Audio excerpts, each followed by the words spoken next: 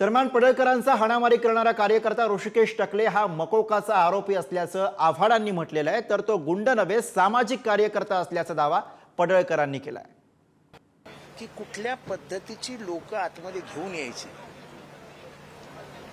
आता आम्ही याच्यावर काय बोलायचं?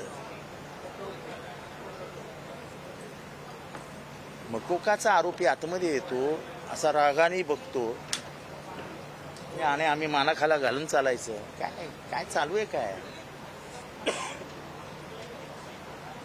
मुख्यमंत्री हे सगळं गांभीर्याने घेतील ह्याची मला खात्री आहे। आणि बावनकुळे साहेबांनी मला सांगितलं की जितेंद्र मी करतो काय करायचं।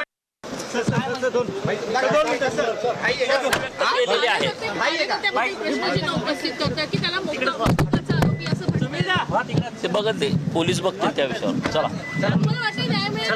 अरे तो सामाजिक कार्यकर्ता आहे, तो काम करणार आहे।